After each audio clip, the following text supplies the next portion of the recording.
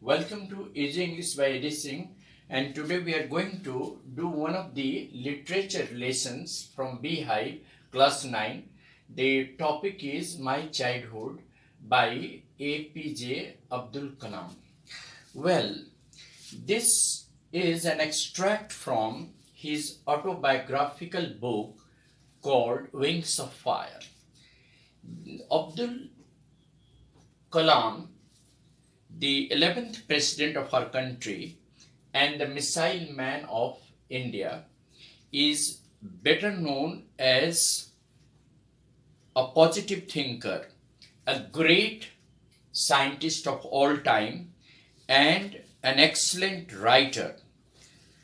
We have read him in details in his autobiographical book called Wings of Fire. And this extract, My Childhood, has been taken from his autobiographical book, Wings of Fire. The theme of the story reflects on the prejudice and the harmony present in this society. And this is better influenced by his account of childhood that he has described in this story. Kalam's childhood has been the basis of this extract of writing. He actually was brought up in a Muslim family. We can see that he has risen to the occasion from the dust of poverty. In this, story, My Childhood, the writer Dr. A.P.J. Abdul Kalam has highlighted how this Indian society suffers the prejudices and the barriers of caste, creed, and religion. At the same time, it also highlights the harmony that is still prevalent, or the unity that is still prevalent, and that is better known as unity in diversity. This story, President's childhood, has been highlighted. Actually, A.P.J. Abdul Kalam was one of the greatest scientists of India and the 11th president of India. He gives an account of his childhood days. His journey from a middle class family in Rameswaram to the president house has never been a smooth ride. He worked hard and faced all the challenges of life. The great scientist and missile man of India was born in a Muslim family in the island town of Rameswaram in Tamil Nadu. In his childhood, he was greatly influenced by his parents, his teachers, and his friends. His father, though he was not very much educated, but he was generous and kind. And his mother was a loving mother. He learned honesty and integrity from his father, and goodness and deep kindness from his mother. Kalam's first wages were in the form of a small wage given by his cousin. Actually, he helped his cousin who distributed newspaper in Rameswaram. Kalam is asked not to sit among the high caste students in the schools. In his childhood, he had three close friends, Ramanatha Sastri, Arvindan, and Siva Prakasan. Once he was in 5th class, a new teacher asked him not to sit in the front seat along with the Brahmin boys. Abdul found Ramanatha Sastri weeping as he went to the last row. This made a lasting impression on the mind of Abdul Kalam. Kalam's teacher breaks the barrier of caste and religion. Abdul was also greatly influenced by his science teacher, Siva Subramanian Iyer. He learned the lessons of breaking social barriers from his science teacher. Mr. Ayer loved Abdul and he considered him an intelligent student. Though Abdul was born in a Muslim family, yet he was loved and respected by everyone. His teacher, science teacher, once invited him to his house, and his wife was an Orthodox Brahmin. She didn't want to serve food to a Muslim boy with her own hands. So his teacher, Mr. Ayer, served the food to Abdul Kalam with his own hands. And next time when Abdul visited the house of his teacher, the lady, his wife, served the food to him with her own hands. This change was brought up in a conservative housewife by his science teacher. Kalam wanted to go to Ramanathapuram for his higher studies. He sought permission from his father as he had to go for higher studies. His father allowed him to go there and study because he knew that he had to grow. So his father said, Abdul, I know you have to go away to grow. Does the seagull not fly across the sun alone and without a nest? Definitely. And this became true. Now some question answers. The first question that is in the lesson is about an extract. I inherited honesty and self-discipline from my father. From my mother, I inherited faith in goodness.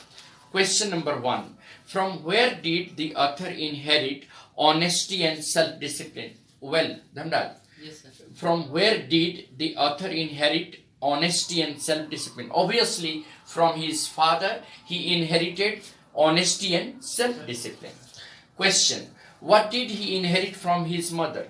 Abdul Kalam inherited, deep love or deep kindness and harmony from his mother. Actually, he inherited, faith in goodness, and deep kindness from his mother. Third question. Who were these close friends of Kalam? The three were the close friends of Kalam. They were, first one was Ramanatha Sastri, second one was Arvindan, and third one was Shiva Prakasan. They were the close friends of Abdul Kalam. Now, fourth question. Did any one of his friends feel any difference among themselves? No, they didn't at all feel any difference among themselves. Though all his three friends were the Brahmin, but they didn't have any sort of discrimination.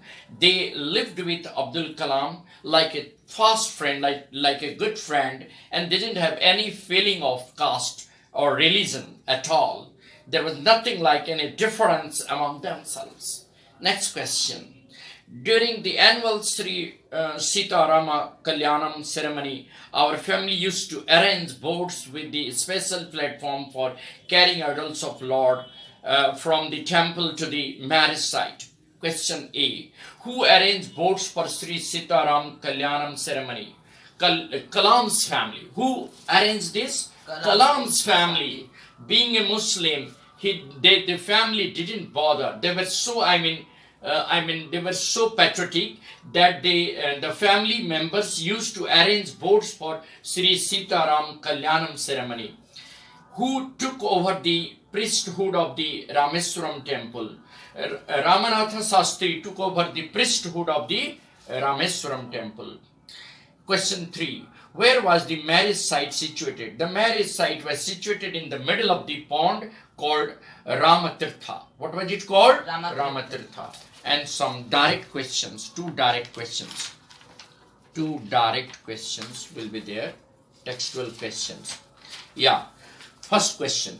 Where was Abdul Kalam's house? Abdul Kalam's house was on the old mosque street in Rameswaram. Yes, Prince. Where was Abdul Kalam's house? Abdul Kalam's house was just on the mosque street in Rameswaram. Just in the mosque street in Rameswaram. Another question. How did Abdul Kalam earned his first wages? Abdul Kalam earned his first wages by distributing newspapers along with his cousins. Along with his cousin. He had earned some money as he helped his cousin in the distribution of the newspaper. Distribution of the newspaper. Next question. Had he earned any money before that? No, he hadn't earned. Before that, he had earned only once. He had earned money before that also. He used to collect the